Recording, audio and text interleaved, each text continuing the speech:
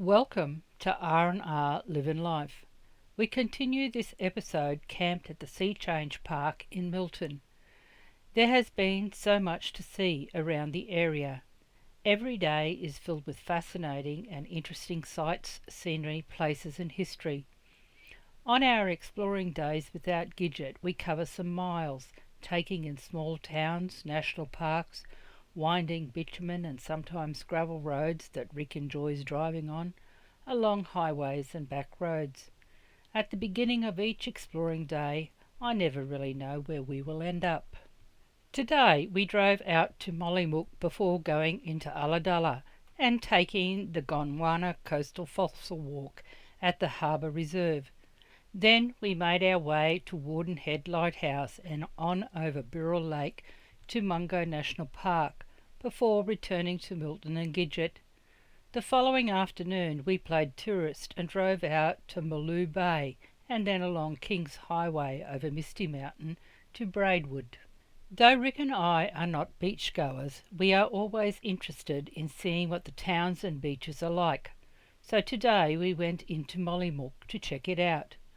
We were also interested to see where the salt spray that had been blown inland had originated from as we drove towards Ulladulla.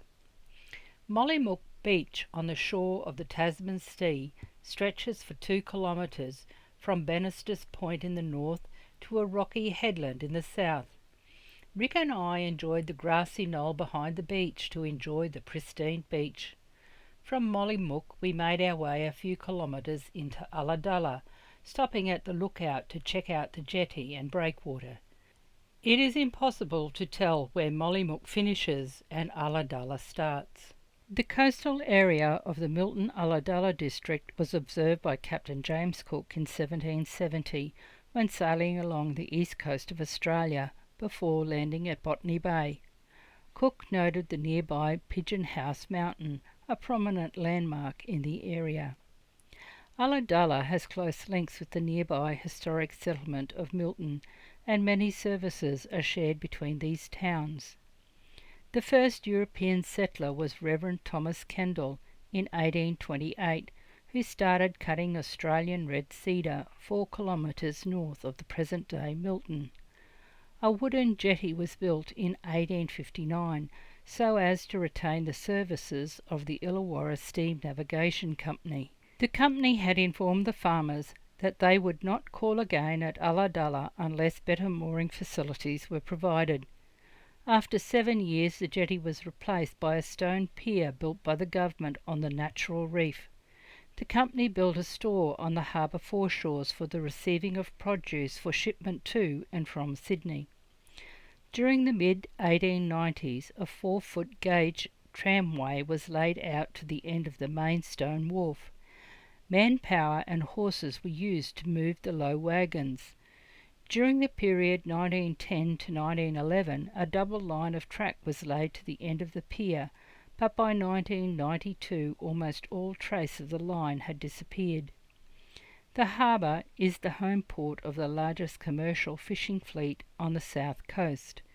We had spent quite a bit of time just wandering the harbour and the rock platforms that offered us a rare opportunity to observe the fascinating marine world of the intertidal zone. I was interested in the tessellated pavement lining the shoreline before walking out along the jetty. On return, I checked out the bird life perched in the trees beside the boat ramp.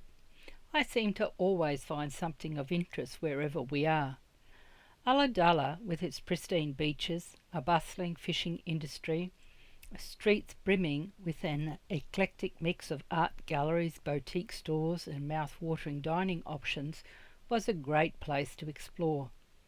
The first Europeans to visit the area arrived in 1797, with the town being officially established in the mid-19th century.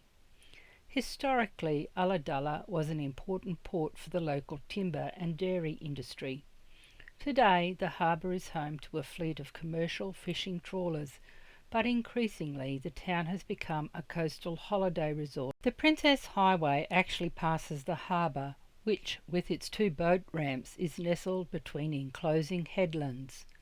We spent most of the morning checking out the Ulladulla Harbour horizontal rock platforms and cliffs that are defined as a section of coastline that previously formed the coast of the ancient supercontinent of Gondwana, looking for invertebrate fossils that date back in time 270 million years ago. Early in the Permian period, around 295 million to 269 million years ago, the sea level rose and began to cover the eastern edge of Gondwana, and as a result, fossiliferous sediments were deposited on the seafloor along the ancient Gondwana coast. With the ending of the Permian period around 251 million years ago, the biggest mass extinction of life recorded anywhere in fossil records occurred, with 95% of all marine species, including many of the fossils on the rock platforms along this part of the coast, and 70% of all terrestrial organisms became extinct. The Ulladulla rock platform offered much more than fossils, but also geological features that provided evidence of continental drift, previous plate tectonic movement, changes in climate, previous sea level fluctuations, and current coastal erosion and deposition. It was an amazing place to spend the morning, not just for the geology, but for the pot of dolphins that played in the bay. We are not at all sure whether or not we had found any of the exciting fossils in the rock pools, but it had been the most amazing morning. The Tasman Sea is a marginal sea, a part of the South Pacific Ocean that is between the coastal zone and the open ocean, and is often not as deep as the open ocean, found along the edges of the continent between Australia and New Zealand. It measures about 2,000 kilometres across and about 2,800 kilometres from north to south. The sea was named after the Dutch explorer Abel Tasman, who, in 1642, was the first known person to cross it. British explorer Lieutenant James Cook later extensively navigated the Tasman Sea in the 1770s during his 3 voyages of exploration. From geology to history, we made our way out to Wardenhead Lighthouse, originally built on the Ulladulla breakwater in 1873, but was relocated to Wardenhead in 1897. The lighthouse is one of 2 made of curved wrought iron plates riveted together using shipbuilding techniques of the period, rather than masonry or stone construction common to New South Wales lighthouses at the time. The tower is topped with a small ornate balcony with an iron handrail. The first apparatus was a fixed oil wick light that gave off 800 candles. In 1920, the original oil lamp was replaced with a flashing white light using acetylene gas for automatic operation, and the light was demanned. The light was converted to electric operations in May 1964. From the lighthouse we drove across Birrell Lake, back along Wheelbarrow Road and through Mungo National Park. Much of the highway we had been travelling had been bordered by national parks and state forests. We turned onto Woodstock Road through Woodburn and Woodstock past Milk House and back to Milton. It is interesting the things we often see when taking back roads, like the rocket at someone's gateway. Milton is a village in the South Coast region of New South Wales, within the city of Shoalhaven, founded in 1860. The town was named after the property of postmaster George Knight, and became an important regional centre during the 19th century. Today, Milton remains one of the 2 main commercial centres of the Milton-Ulladulla district. On our exploring days we seem to travel kilometres, just looking around the countryside, and often I am lost, not being able to tell east from west or north from south. Making camp for a couple of days in one place and then taking in the area is a great way to see the countryside. Camping in Milton, we seem to have done some circles, travelling along some sections of the road a couple of times, or it did seem that to me. The following afternoon we did the tourist drive to Moruya Bay, about 13 kilometres southeast of Batemans Bay, with its stunning rock formation. The bay area includes Surf Beach, and to the north Mosquito Bay and Lillypilly, while to the south are the coves of Pretty Point Bay and a local favourite spot called Mackenzie's Beach, and further to the south was Rosedale and Gorilla Bay. Mallow Bay Town Centre is located astride George Banks Drive, which is approximately 13 kilometres drive from the town of Batemans Bay and has a range of beaches and bays on its border with the Tasman Sea. From Mallow Bay we continued on the King's Highway to Braidwood, full of historic buildings. We walked up and down the main street, not only to stretch our legs, but to check out the buildings, many with small signs making for some interesting reading about the heritage of each building. Neither Rick or I are swimmers or surfers, but we still find it interesting checking out the beaches in the area where we camp. It must be because of all the years we spent inland with only the dry, dusty landscape to look at, but I don't think so. We had ventured into Batemans Bay to check out the Clyde River. Rising in the rugged mountain ranges, the Clyde River system flows south through spectacular mountain regions, through 3 national parks and no less than 10 state forests in the Clyde Valley, widening into a broad navigable estuary and finally reaching the Pacific Ocean at Batemans Bay after a journey of around 125 kilometres. During extremely dry times, the Clyde, in its upper reaches, is reduced to merely a trickle. The estuarine state of the river begins more than 30 kilometres from the mouth at Batemans Bay. The history of the region and its development after British settlement was based on water transport on the Clyde estuary between the towns of Bateman Bays and Neligan. The river reaches the sea through the Tollgate Islands. The Tollgate Islands, located at the entrance of the bay, has a history marked by exploration, natural significance and cultural connections.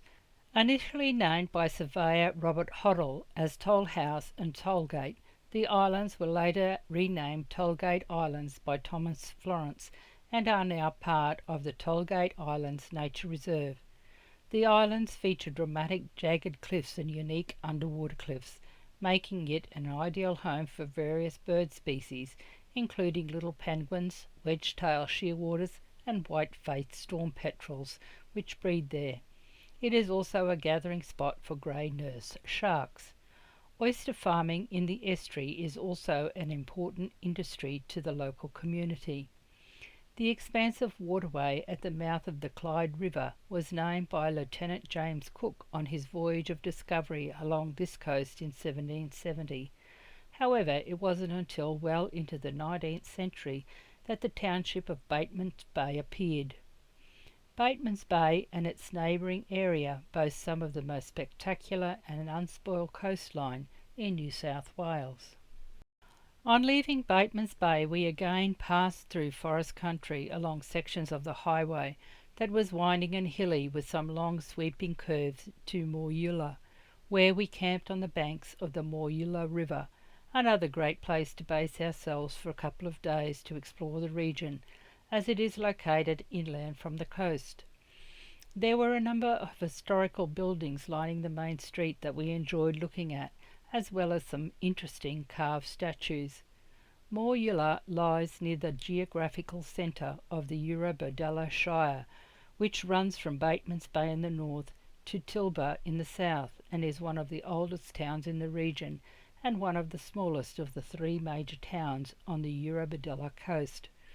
We ventured out to check out Moruya Heads, about 10 kilometres to the east, with beautiful views north along the coast and west over the Moruya River estuary and to the spectacular mountains of the Eastern Escarpment.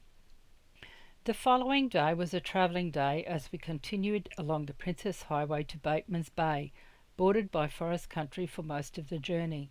Some denser sections of forest were followed by more open country with varying tree species between cleared pockets of forest country with hobby farms and house blocks. We stopped in Batemans Bay for morning tea of fish and chips beside the bay, and where I enjoyed watching the antics of the bird life. We found the bay a very tidy town. We passed through historic Mongo, only 5 minutes south of Batemans Bay.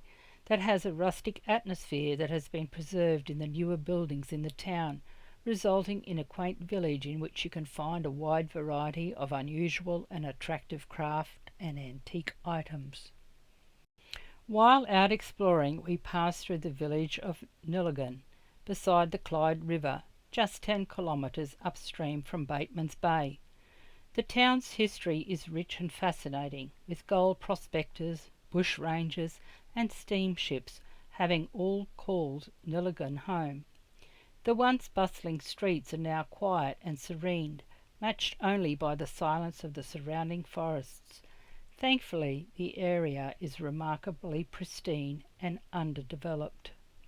Braidwood is located on King's Highway, halfway between Canberra and the coast, in the southern Tablelands region of New South Wales. Braidwood is a service town for the surrounding district, which is based on sheep and cattle grazing and forestry operations, though also famous for its prized rare truffles. European explorers reached the district in 1822, attracting the first settlers in the 1820s. The town was surveyed in 1839, with the village located near the headwaters of the Shoalhaven River. The settlement was built with the labour of convicts, and many of the buildings they built around the region are still standing.